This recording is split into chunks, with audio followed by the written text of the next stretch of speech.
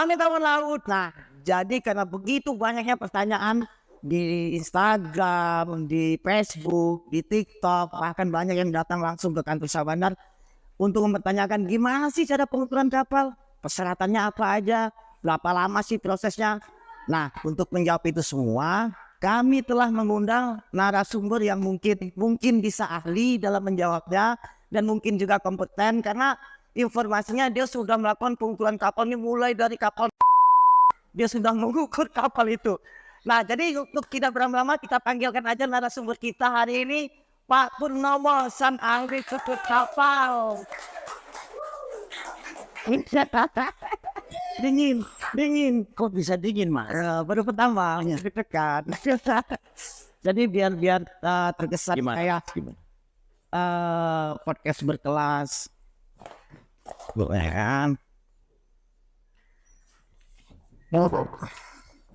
Ribut ya.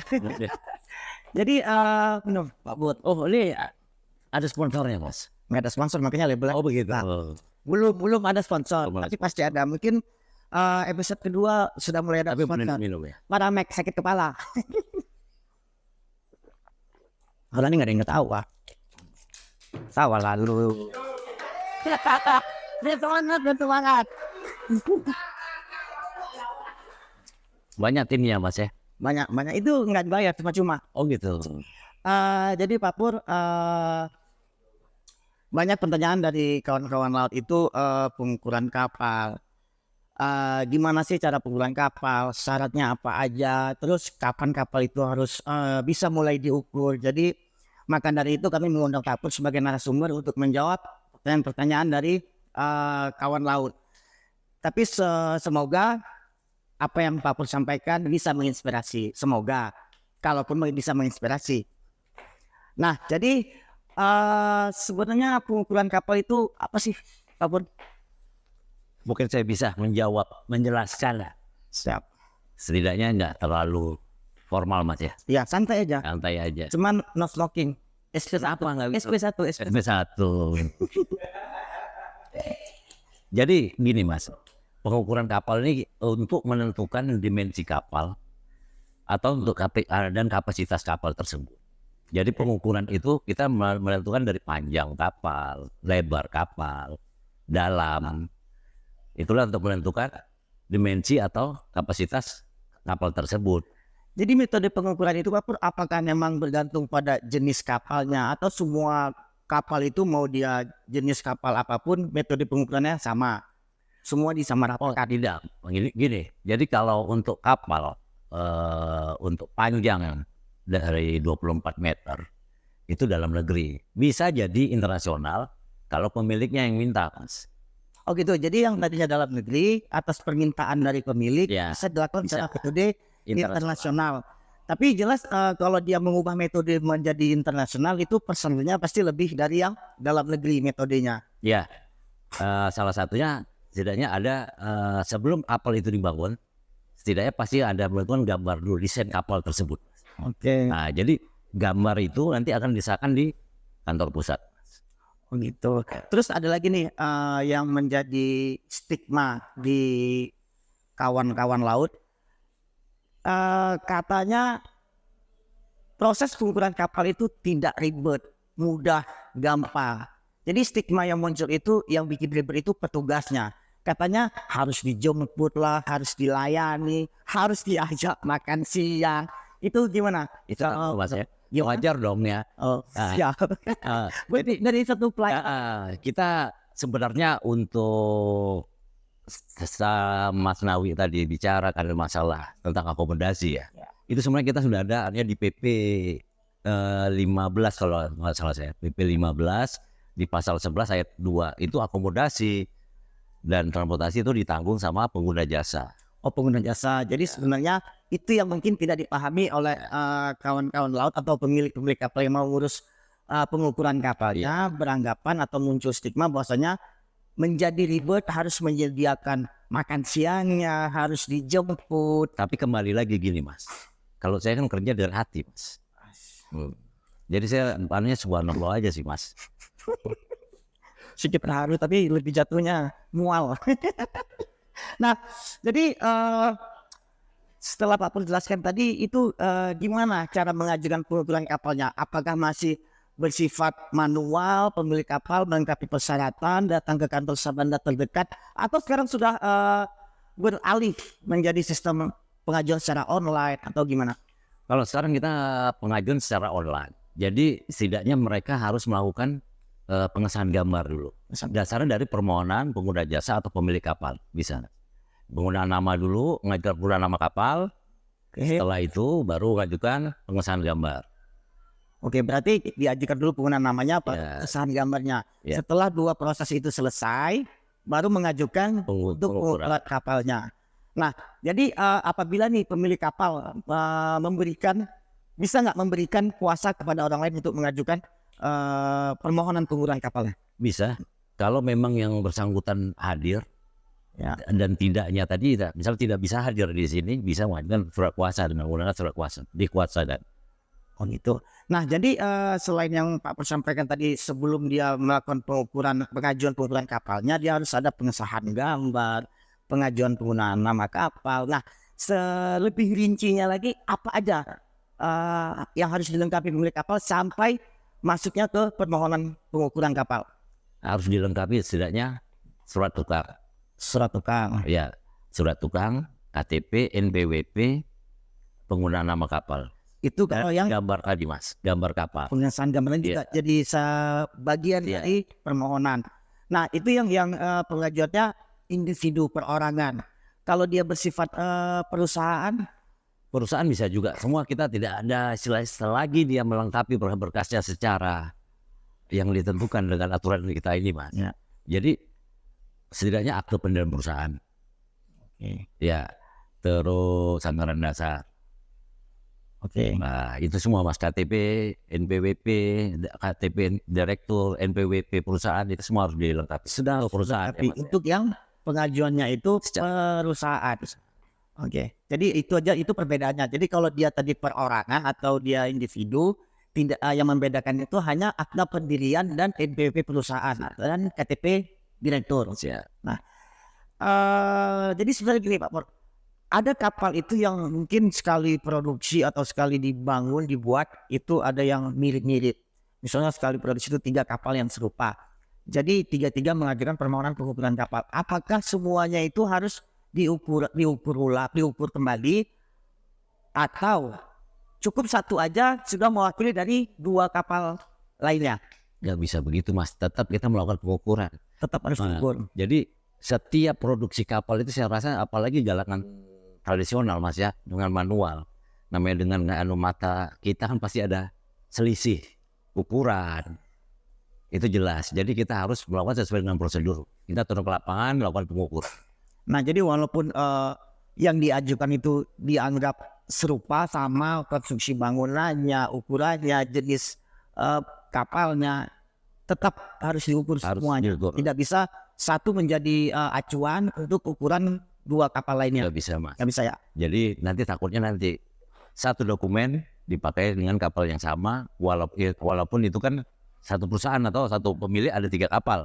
Ya. Takutnya nanti dipakai. Udah banyak terjadi. Maksudnya udah banyak terjadi kayak kapal ini dokumennya dipakai untuk kapal yang lainnya. Ya, jadi saya gambarannya takutnya nanti saya dapat cewek yang kembar nanti salah ambil. Kembar apanya? Wajahnya kah? Atau bajunya? Nah, jadi selama mungkin Pak Pur saya dengar informasi mulai dari mengukur kapal gitu ya. Udah lama lah, sudah berpengalaman. Tapi saya Habib deh. dan dianggap sangat ahli lah sebagai pengukuran kapal. Mungkin udah tidak terhitung lagi ya kapal yang sudah Pak Pur ukur ya. Ahli tidak. Ahli tidak. Nah, tapi tahu Nah, dan memahami. siap. Nah, jadi selama Pak Pur melakukan pengukuran kapal, apa hal yang sering kendala yang sering Pak Pur hadapi? Mungkin seperti berkas yang sering diajukan tidak lengkap saat verifikasi berkas, atau mungkin ada hal lainnya. Salah satunya di kendala ini kita di galangan tradisional mas. Kadang-kadang ada namanya galangan tradisional itu kan tukang tidak mau main dengan gambar kapal. Nah, berarti ini saya garis bawah ini yang Pak Pur bahas ini di ruang lingkup bagan sapi-api aja. Iya, Ini kita di tidak bagan tahu sapi-api. bagaimana kondisi di kantor-kantor Ya. lain, di kantor Sabandar yang lain. Gitu ya. Itu menjadi kendala. Kita di sini mereka tidak bisa gambar. Makanya kami selaku ahli ukur, jadi mempertegaskan sebelum melakukan pembangunan kapal itu harus digambar dulu, didesain dulu seperti apa, sesuai lah nanti dengan konstruksi yang dibangun, dasarnya gambar tadi, Mas. Nah, jadi itu kan mereka dari pihak pemilik sudah harus membuat desain gambar terlebih dahulu sebelum mengajukan pengukuran kapalnya. Ya. Setelah ahli ukur dari Sabandar melakukan pengukuran kapal, apakah perlu membuat gambar ulang? Itu kan pasti ukurannya berbeda dengan metode perhitungan yang berbeda. Itu bagaimana, Ober? Apakah buat yang baru? Jadi kalau kita turun ke lapangan dengan dasar desain gambar yang diserahkan kepada dok atau galangan itu, Mas, kalau memang tidak sesuai dengan yang di gambar skate tadi yang mereka bikin, itu kami akan menolak untuk diperbaiki kembali. Oke. Nah, jadi ini satu lagi yang paling penting yang mungkin jadi pertanyaan orang-orang dalam melakukan pengukuran kapal ataupun semua pelayanan yang diberikan. Kira-kira biayanya berapa nih dalam proses pengukuran kapal? Kalau kita sih Mas ya, sebenarnya tidak ada biaya. Tidak ada biaya. Tidak ada biaya sama sekali. Jadi kita hanya billing keluar, begitu kita sudah ukur, seperti peletakan lunas, pengawasan itu ada billingnya. Ada billingnya. Ada billingnya sesuai dengan Berarti nominal biayanya itu sudah tentu. ditentukan berapa? Hitungannya itu per GTK atau per kapal kah atau per apa? Hitungannya biasanya Kalau hitungan biaya itu saya kemungkinan ada yang lebih bisa menganukan untuk billing. Kalau saya kan hanya untuk pengukuran kapal berapa GT-nya, tapi kalau untuk anukan berapa untuk hitungnya billingnya berapa? Ada lagi bagiannya Mas.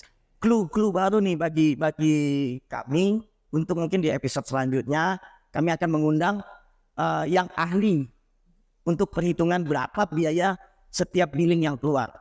Nah, jadi saya nggak mau banyak lama-lama, mungkin Pak Pur juga bosan, kopi nggak ada. Iya itu. Ini yang ada. Harusnya ada kopi dong. Harusnya. Cuman kita ya, bisa ngobrol lama, ini kita kan, membahas masalah-masalah yang ada di sini. Ya, ini kan masih sederhana, masih baru juga. Mohon maklumnya. Jadi nanti mungkin kami bakal mengundang lagi, mungkin lebih spesifik lagi kita membahas tata cara pengukuran kapal.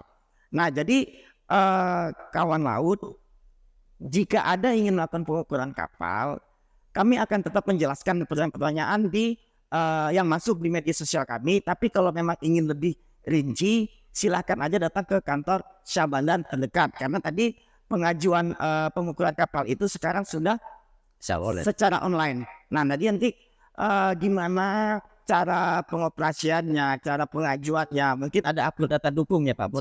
Ada upload data dukung, gimana dapatkan billing untuk pembayarannya. Kami akan pandu sampai bisa untuk proses pengajuan pengukuran kapal melalui aplikasi apa Pak Pur? Simkapel, Mas. Simkapel. Ya, simkapel.go.id. Saya ulangi, simkapel.go.id. Nah, saya rasa sekilas saja, mungkin tidak kita bahas secara tuntas.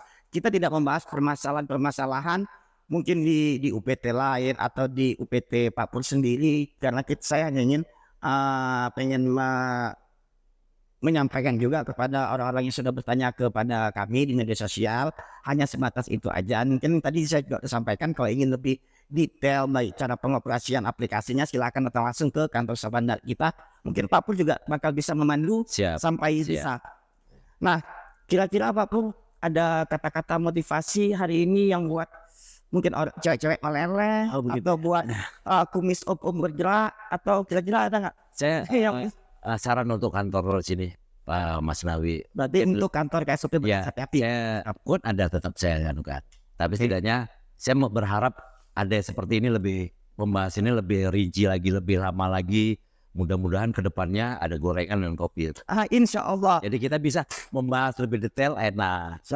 Kalau kami ada atau tidaknya lanjut, tapi mungkin insya Allah mudah-mudahan bisa berlanjut terus ke program seperti ini. Tapi ya dibantu juga dengan like, follow, share, komen. Jadi buat kami yang melakukan kegiatan itu lebih semangat lah, tanpa biaya. Nah, jadi quotes hari ini tuh apa, Pak Pur, Kebetulan kira-kira? saya udah siapin nih, seperti mungkin saya seperti orang tua nih Pak. Aduh. Bawa catatan. Nah iya, jadi saya Perlu saya pegangnya. tidak usah. Jadi quote untuk kita untuk hari ini, Nanti editor musik-musik sedih ya. Sedih, mendayu-dayu. Mungkin ada biola yang menyayat hati. Jangan lupa. jadi dari saya, hidup di dunia itu yang penting jujur. Jangan melakukan hal yang aneh-aneh. Kalau tidak punya apapun jangan mencuri. Kalau dibohongi ya silakan. Tapi jangan pernah membohongi. Hidup di dunia itu bertindaklah yang sejujur-jujurnya. Mungkin saya itu aja Pak Naus. Jadi seperti orang tua.